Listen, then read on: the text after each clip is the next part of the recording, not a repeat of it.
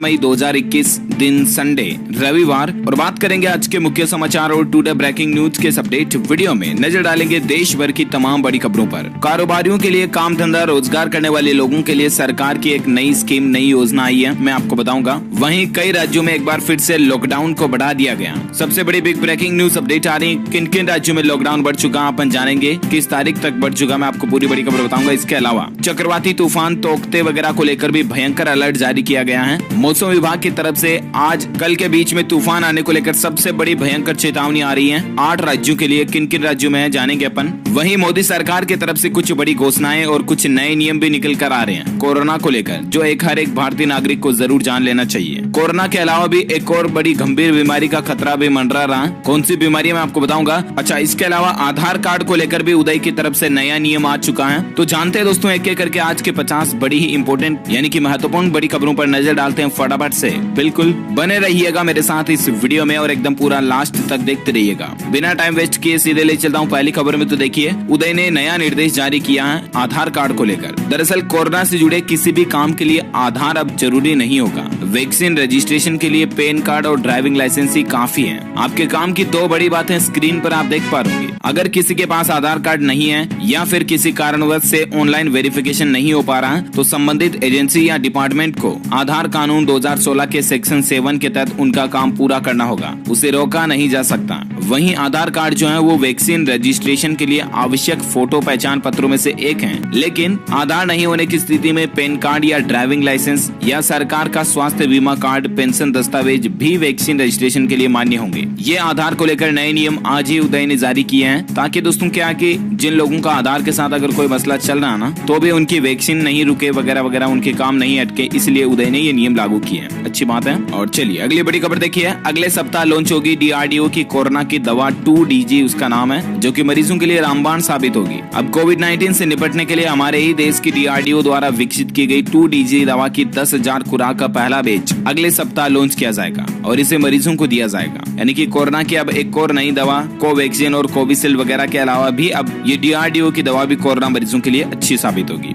अगली बड़ी खबर देखिए। कोरोना संकट के बीच 28 मई को GST काउंसिल की 43वीं बैठक होने जा रही है और वित्त मंत्री निर्मला सीतारमण की अध्यक्षता में ये जो GST काउंसिल की बैठक होगी ना, इसमें कुछ अहम मुद्दों पर फैसला लिया जा सकता है। जिसमें देखिए आप दोपहिया वाहनों पर लगने वाले टैक्स की दर घटाने की उम्मीद है और GST सिस्टम में लाए जाने के बाद PNG गैस भी सस्ती हो सकती है। इस बार दोस्तों GST काउंसिल की मीटिंग में सरकार कुछ ये डिसीजन ले सकती है। आप स्क्रीन पर देख पा रहे होंगे कि GST रेट में सरकार राहत देगी। घरों में इस्तेमाल होने वाली PNG के लिए 5% GST टैक्स कट सकता है। वहीं 2 व्हीलर पर 28% GST, कमर्शियल व्हीकल पर 12% से 28% टैक्स लग सकता है। कमर्शियल पाइप्ड गैस पर 18% जबकि CNG पर 28% टैक्स लग सकता है। तो ये कुछ फैसले 28 तारीख को होने वाली GST काउंसिल मीटिंग में लिए जा सकते हैं। मे बी प्रोबेबिलिटी बन रही है ना। Official update GST council meeting के बाद जो भी मीटिंग के हाईलाइट्स आएंगे, पॉइंट आएंगे तो मैं आपको बता दूंगा 28 तारीख के दिन अलग से एक सेपरेट वीडियो में DLS न्यूज चैनल पर ही, ठीक है ना। तो इसके लिए आप एक काम करना ना यार, आपके इस वीडियो के नीचे दिए गए लाल बटन को दबा करके DLS न्यूज चैनल को सब्सक्राइब कर लेना और पास में एक घंटी का बटन बन के आएगा, उसको भी दबा देना। इससे होगा ये कि आप हमारे चैनल पर प्रकाशित होने वाली सभी तमाम बड़ी खबरें और मुख्य समाचार को तुरंत अपने मोबाइल पर देख पाओगे। ओके, फिलहाल बात करें अपन अगली बड़ी खबर में। देखिए आप, किसानों के लिए खुशखबरी है। अब बिना गारंटी के भी ले सकेंगे 1,60,000 रुपए तक का लोन। जी हाँ, अभी इस कोरोना काल में किसान भाई लोगों के लिए सरकार की तरफ से बहुत ही अच्छी राहत दी गई है। किसानों की इनकम डबल करने के लिए हरियाणा में पशु किसान क्रेडिट कार्ड की भी सेवा शुरू की गई है। ये पशु किसान क्रेडिट कार्ड की शर्तें मोदी सरकार की किसान क्रेडिट कार्ड स्कीम की तरह ही हैं। इसके तहत अधिकतम 3 लाख रुपए तक की रकम गाय, भैंस, भेड़, बकरी और मुर्गी पालन के लिए मिलेगी। फिलहाल ये योजना हरियाणा राज्य से शुरू की गई है। वहीं देखिए दोस्तों, किसानों को लेकर और एक खबर ये भी आ रही है कि किसानों की आमदनी बढ़ेगी अब, क्योंकि मड क्रैब हैचरी टेक्नोलॉजी को 2030 तक का पेटेंट मिल चुका है। केकड़े का निर्यात बढ़ेगा इससे। दरअसल बात कुछ यूं है कि झींगा और केकड़ा पालने वाले किसानों के लिए काफी अच्छी खबर आई है। इस सेक्टर में बिजनेस करने वाले अब झींगा मछली के साथ साथ उन्नत किस्म के केकड़े का भी निर्यात कर पाएंगे, है ना। इसको भी सरकार ने खुल कर दिया कुल मिलाकर के। अच्छा, अगली बड़ी खबर देखिए। कोरोना के चलते रद्द हुई 4 धाम की यात्रा, श्रद्धालु घर बैठे ही कर सकेंगे बद्रीनाथ और केदारनाथ के वर्चुअल दर्शन, यानी कि ऑनलाइन ही दर्शन करने की सुविधा मिलेगी। भले ही दोस्तों इन बद्रीनाथ, केदारनाथ वगैरह इन 4 धाम यात्रा के कपाट खुलने जा रहे हैं, लेकिन फिर भी फिलहाल दर्शन करने की इजाजत नहीं होगी।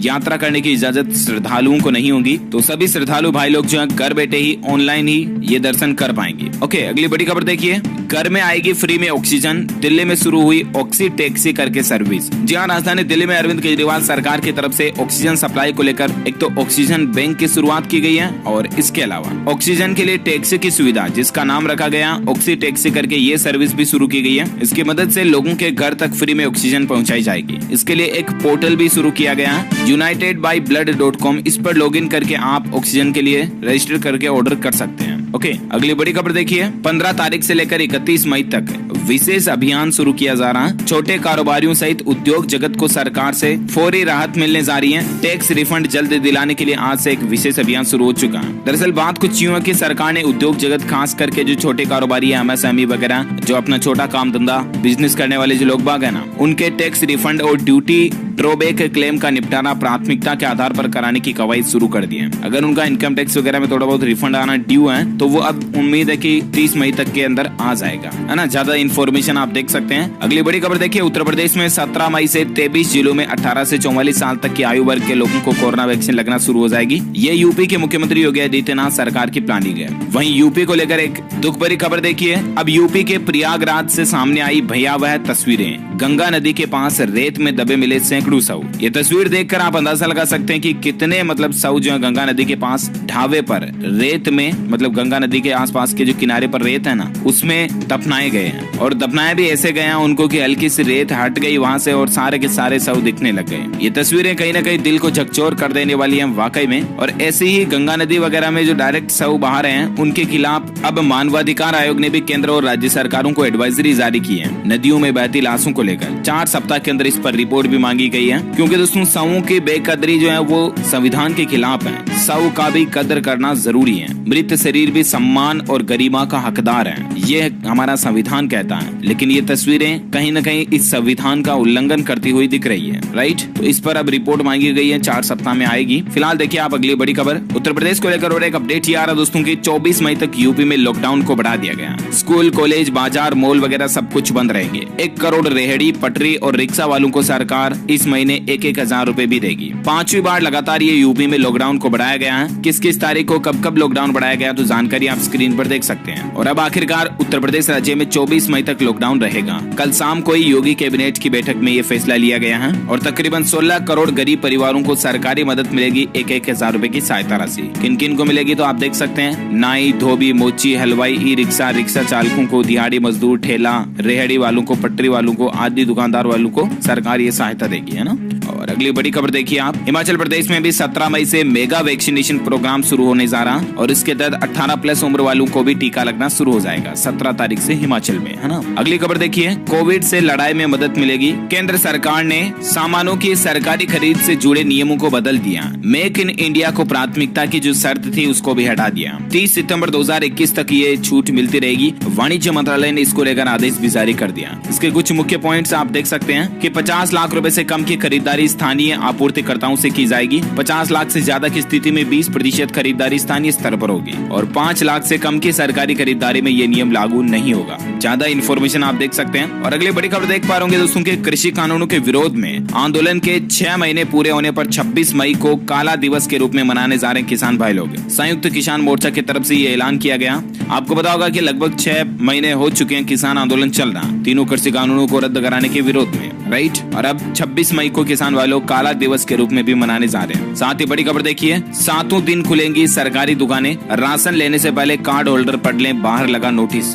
राजधानी दिल्ली में कैबिनेट की बैठक में एक और बड़ा फैसला ये लिया गया दोस्तों की अब संडे के दिन भी, साप्ताहिक अवकाश के दिन भी राशन की दुकानें खुली रहेगी। 7 दिन सुबह 9 बजे से लेकर दोपहर 1 बजे तक और दोपहर 3 बजे से लेकर शाम 7 बजे तक बिना किसी अवकाश के सरकारी राशन की दुकानें जो है दिल्ली में अब खुली रहेगी। साथ ही बड़ी खबर देखिए दोस्तों कि स्टेरॉइड दवा का गलत इस्तेमाल करना भी ब्लैक फंगस का एक मुख्य कारण बन रहा है। दिल्ली एम्स के डायरेक्टर डॉक्टर गुलेरिया की चेतावनी निकल कर आ रही है। दरअसल आपको पता होगा कि आजकल कोरोना के बीच हमारे देश में ब्लैक फंगस बीमारी को लेकर काफी खबरें आपने सुनी भी होगी और मैंने भी DLS न्यूज के ऊपर बताई थी कि कोरोना के बीच अब एक ये नई बीमारी लोगों में देखी जा रही है। ब्लैक फंगस होता क्या है, तो इसमें नाक और आंख के ऊपर आसपास सूजन जलन होती है और फिर आंख पर यह सबसे ज्यादा गंभीर प्रभाव डालता है। देखिए दोस्तों, कल ही महिला की जान बचाने के लिए आंख निकालनी पड़ी और इस पर डॉक्टरों का यह कहना है कि नाक और आंख के आसपास अगर सूजन आए ना तो तुरंत आप डॉक्टर को दिखाएं, क्योंकि पहले स्टेज पर ही इसका इलाज संभव है ना। तो इस बात का ध्यान रखें आप। ब्लैक फंगस इतना ज्यादा बढ़ रहा है, देखिए दोस्तों, खतरनाक बनता जा रहा है। हरियाणा राज्य के 30 लाख शुगर मरीजों पर इसका खतरा भी मंडरा रहा है, क्योंकि शुगर वगैरह के जो मरीज होते हैं ना उनमें ब्लैक फंगस का खतरा ज्यादा होता है। हरियाणा में अब तक 50 से ज्यादा इस तरह के केस मिल चुके हैं और इसका बचाव ही एकमात्र उपाय है। ब्लैक फंगस में लोगों को अपनी आंखें गंवानी पड़ सकती हैं, ये समझिएगा, आप ध्यान में रखिएगा। और खास करके जो कोरोना संक्रमित लोग हैं, शुगर के मरीज हैं, उनमें इसका खतरा सबसे ज्यादा है। इसके सिम्टम्स वगैरह क्या है, जो भी मैंने आपको कल ही DLS न्यूज चैनल के ऊपर बताए भी थे, क्या लक्षण है इसके और किन बातों का आपको ध्यान रखना चाहिए। तो कल के कोरोना न्यूज अपडेट वीडियो को जरूर देखिएगा आप DLS न्यूज चैनल के ऊपर, जो मैंने डाला है ना उसको। अगली बड़ी खबर देखिए दोस्तों, घर पर जो इलाज करा रहे हैं ना उन कोरोना के मरीजों को रेमडेसिविर दवा भी नहीं लेनी चाहिए। आइसोलेशन में रोजाना आप व्यायाम करें, एक्सरसाइज करें, योगा करें, यही एम्स के डॉक्टर का भी कहना है। मतलब ज्यादा दवाइयां खाना भी कहीं ना कहीं सेहत के लिए नुकसानदायक ही होता है। एक डॉक्टर खुद ये कह रहा है तो बहुत चीज असरकारक होगी ना। अगली बड़ी खबर देखिए, वैक्सीन लगवाई हो या नहीं, कोरोना से जंग में मास्क, फिजिकल डिस्टेंसिंग और वेंटिलेशन जरूरी है। ये देश के प्रमुख वैज्ञानिक सलाहकार का कहना है कि मास्क जरूर लगाएं, सोशल डिस्टेंसिंग बनाए रखें और आप अपने आप का ख्याल रखें, ठीक है ना। अगली बड़ी खबर देखिए दोस्तों, अस्पताल के बेड के बाद केरल सरकार ने तय किया PPE किट्स और N95 मास्क के दाम। जी हाँ, केरल के प्राइवेट अस्पतालों में कोविड-19 के इलाज की कीमतें ऑलरेडी तय कर चुकी हैं केरल सरकार, और अब केरल के मुख्यमंत्री पिनराई विजयन ने PPE किट्स और मास्क की कीमतें भी तय कर दी हैं। PPE किट की कीमत 273 रुपए से ज्यादा नहीं हो सकती और एक N95 मास्क की कीमत 22 रुपए से ज्यादा नहीं हो सकती है, ये कहना केरल के मुख्यमंत्री का। और अगली बड़ी खबर देखिए दोस्तों, कोरोना काल में बच्चों को निमोनिया से बचाने का एक अभियान शुरू किया गया, जिसके तहत न्यूमोकोकल का टीकाकरण करवाया जाएगा, यानी कि बच्चों में न्यूमोकोकल का वैक्सीन लगाया जाएगा। ये शुरुआत जम्मू कश्मीर से की जा रही है हमारे देश में, और इसकी शुरुआत पर अभिभावकों ने वाकई में भारत सरकार की ओर से इस तरह की पहल, जो कि बच्चों के स्वास्थ्य की दिशा में एक बहुत ही अच्छा कदम माना जा रहा। अब बच्चों को न्यूमोकोकल का टीका लगाया जाएगा,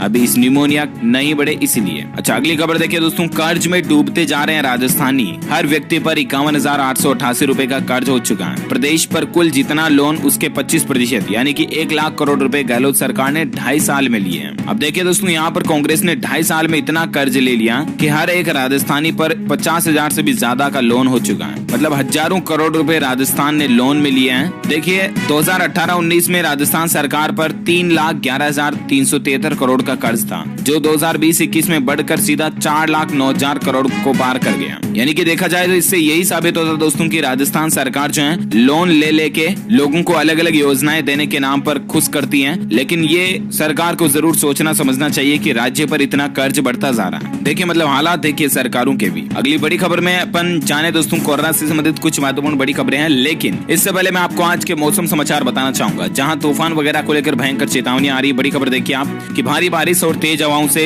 लक्षद्वीप में तबाही का मंजर देखने को मिला। ये कुछ तस्वीरें आप देख पा रहे होंगे दोस्तों कि किस तरह से पेड़ पौधे जो टूट गए हैं। ये कल ही लक्षद्वीप में भारी बारिश देखने को मिली और उसी का मंजर है। कल तोकते तूफान की वजह से असर दिखा और केरल में भी तेज बारिश हुई। गुजरात के कई जिलों में अभी भी ऑरेंज अलर्ट जारी हो चुका। ये तस्वीर आप देख पा रहे कि किस तरह से केरल राज्य में भयंकर बारिश हुई। और अभी दोस्तों तेज बारिश और तूफान के बीच केरल में कल ही 3 मछुआरे भी फंस गए थे, तो ICJ ने उनको रेस्क्यू किया, जबकि पहले से मौसम विभाग अलर्ट जारी कर चुका है कि अभी आजकल में तूफान आने वाला है, तो मछुआरे भी समुद्र वगैरह में ना जाएं और आप भी घर से बाहर ना निकलें। देखिए बड़ी खबर आपकी, तूफान तोकते की चेतावनी के कारण मुंबई में भी 2 दिन के लिए कोरोना वैक्सीनेशन यानी कि टीकाकरण को भी रोक दिया। BMC ने इस बात की जानकारी दी है। तूफान के कारण मुंबई में टीकाकरण भी रुक चुका है और इसके अलावा इसी तूफान के कारण मुंबईकर लोग घर से भी बाहर ना निकले, ये कहना है प्रशासन का, क्योंकि तोकते तूफान की रफ्तार और तेज होती जा रही है। इसी तूफान के कारण कई राज्यों की ट्रेनों को भी रद्द कर दिया और भारत के प्रधानमंत्री नरेंद्र मोदी ने स्थिति से निपटने के लिए एक हाई लेवल की मीटिंग भी शुरू की है। और मौसम विभाग ने तोकते चक्रवाती तूफान को लेकर पश्चिमी तटीय राज्य को सतर्क कर दिया।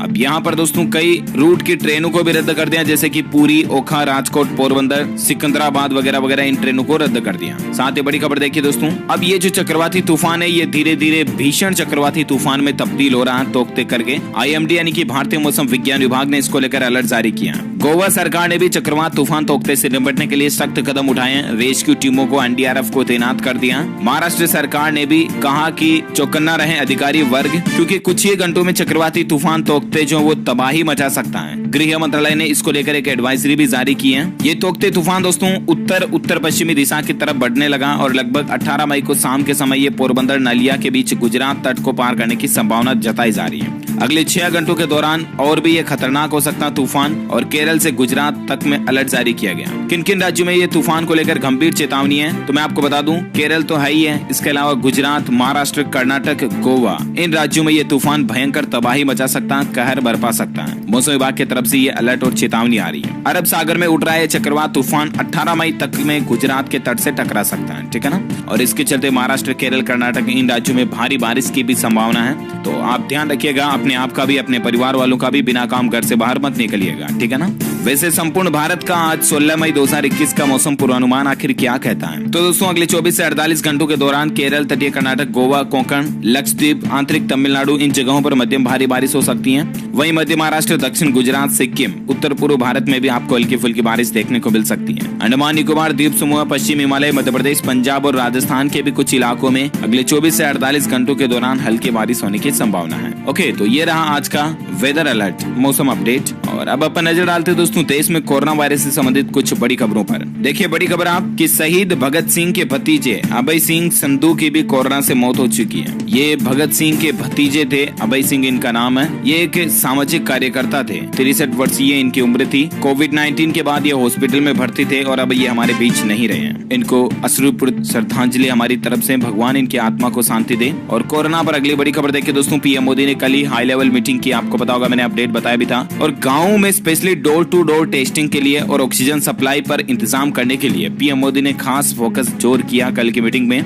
गांव में संक्रमण आजकल स्प्रेड कोरोना का ज्यादा बढ़ रहा है, राइट। तो इस पर पीएम मोदी की ये प्लानिंग है कि गांव में डोर टू डोर टेस्टिंग कराई जाए। हर एक घर में दरवाजे पर कोरोना की जांच की जाए, टेस्टिंग कराया जाए, ताकि फिर कोरोना की रफ्तार को, चेन को तोड़े जाने में मदद मिले। तो गाँव में संक्रमण पर ब्रेक लगाने के लिए पीएम मोदी ने यही हाई लेवल मीटिंग में फॉर्मूला दिया। और अगली बड़ी खबर देखिए, WHO की अमीर राष्ट्रों से ये अपील है कि बच्चों का टीकाकरण करने के बजाय वैक्सीन दान करें। कई जो रईस कंट्रीज है ना, बड़े बड़े विकसित देश, वो क्या कर रहे हैं दोस्तों कि वहाँ पर बड़े उम्र के लोगों को तो टीका लग चुका, अब वे अपने बच्चों को 18+ वालों को टीका लगाना शुरू कर चुके हैं। तो WHO का कहना है कि पहले आप गरीब देशों को वैक्सीन दान करो, फिर आपके वहाँ पर जरूरत है तो लगाओ। साथ ही देखिए वैक्सीन को लेकर सरकार ने भी ये दावा किया कि अगले 5 महीनों में 216 करोड़ कोरोना वैक्सीन डोज उपलब्ध करा दिए जाएंगे। तो ये भी राहत की बात है। अगली खबर देखिए आप, छत्तीसगढ़ राज्य में भी कोरोना का कहर नहीं थम रहा और अभी 31 मई तक लॉकडाउन को बढ़ा दिया गया। छत्तीसगढ़ राज्य में भी 31 मई तक लॉकडाउन बढ़ चुका। अच्छा, सिर्फ छत्तीसगढ़ में ही ये लॉकडाउन नहीं बढ़ा, बल्कि दोस्तों और भी कई राज्यों में बढ़ चुका। मैं आपको अपडेट बता देता हूँ साथ के साथ। तो देखिए दोस्तों, कोरोना कहर के बीच वेस्ट बंगाल यानी कि पश्चिम बंगाल में भी सरकार का फैसला है, 16 मई से लेकर 30 मई तक संपूर्ण लॉकडाउन रहेगा।